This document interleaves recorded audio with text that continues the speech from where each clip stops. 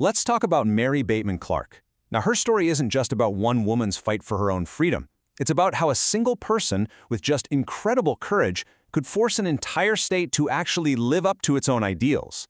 And in doing so, she became a true, though often forgotten, pioneer of the American civil rights movement. It seems like a simple question, right? But for Mary Clark, back in the early 1800s, the answer was terrifyingly complicated. Her life in the supposedly free state of Indiana, well, it pulls back the curtain on a hidden history and really challenges what we think we know about freedom in the American North. Okay, so to really get Mary's fight, we first have to wrap our heads around this deep contradiction that was at the very heart of early Indiana. On paper, it was supposed to be a land of liberty, but in practice, for so many people, it was anything but. Just take a look at this timeline. It shows this massive gap between the law and what was actually happening. You had the Northwest Ordinance of 1787 and Indiana's own Constitution from 1816, and both were crystal clear: no slavery. And yet, for decades, the U.S. Census was still counting hundreds of enslaved people living right there inside Indiana's borders. So how on earth was that even possible? Well, the answer was a sneaky legal loophole. See, a lot of influential men, we're talking lawyers, politicians, community leaders, they exploited a system called indentured servitude.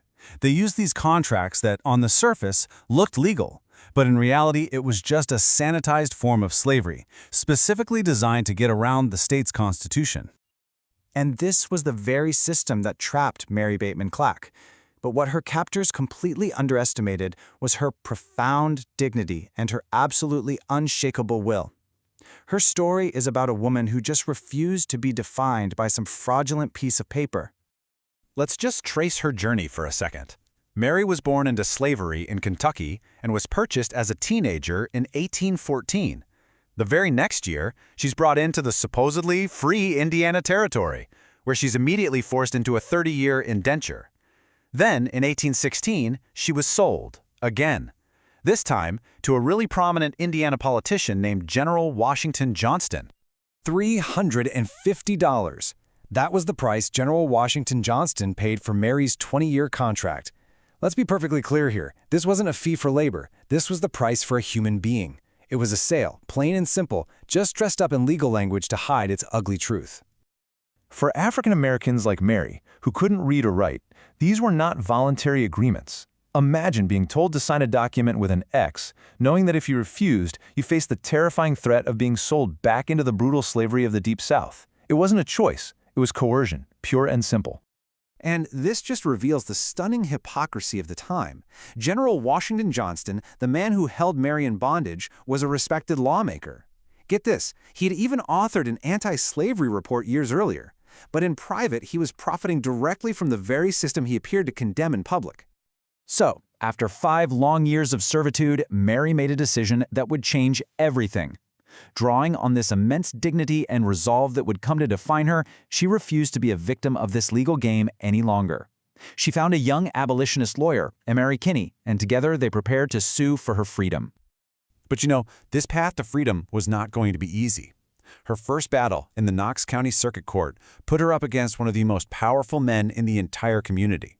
The odds were just completely stacked against her, and yeah, the initial result was a devastating setback.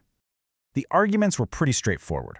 Mary's lawyer, Amory Kinney, argued that she was being held as a slave illegally, and that it was in direct violation of the Indiana Constitution. Johnston's whole defense? It rested entirely on that coerced contract, claiming Mary had entered into it of her own free will, and was therefore legally bound to finish her 20 years. The local court sided with the powerful General Johnston. They ordered that, quote, Mary Clark be remanded back to the said General Y. Johnston, her master. Did you catch that word? Master. The court's own language gave the whole game away.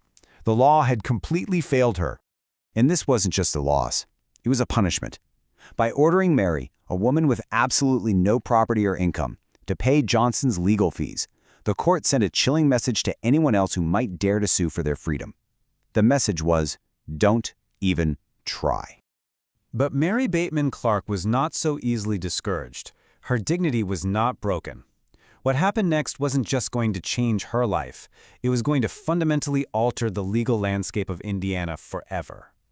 Despite that crushing verdict and the financial penalty on top of it, Mary and Amory Kinney just refused to accept defeat.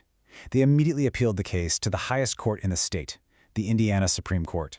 And then, on November 6, 1821, the Supreme Court delivered a truly landmark ruling. Their logic was, well, it was brilliantly simple. The justices just cut through all the legal jargon and pointed to one single, undeniable fact. By suing for her freedom in the first place, Mary had already proven her service was no longer voluntary. The court declared that as soon as consent is withdrawn, forcing someone to keep working is, by definition, involuntary servitude. And involuntary servitude was explicitly forbidden by the Indiana Constitution.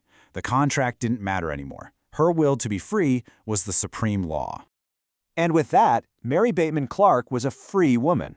Her case, known as Mary Clark v. G.W. Johnston, became the legal precedent that effectively dismantled the entire system of indentured servitude in Indiana. Her personal courage had won a victory for thousands. But Mary's story doesn't end in that courtroom. The freedom she fought so incredibly hard for became the foundation on which she built a family, a community, and a legacy that would last. As a free woman, Mary built a life. She and her husband Samuel raised 12 children, and she became a pillar of her community. She even co-founded the Bethel AME Church, which was a vital center for Black life in Vincennes.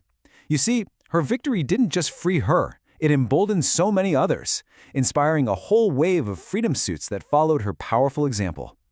Mary Bateman Clark passed away a free woman in 1840, and it's pretty poignant because in that exact same year, the U.S. Census recorded the last 3 enslaved people in Indiana. Her life and her fight really do mark the beginning of the end for slavery in the state. You know, Mary's story was nearly lost to time, rediscovered only because of the tireless research of her own descendants. And it leaves us with a really critical question. Whose stories of courage and dignity have we yet to uncover? And how many other forgotten pioneers are just waiting in the archives for their legacy of liberty to finally be told?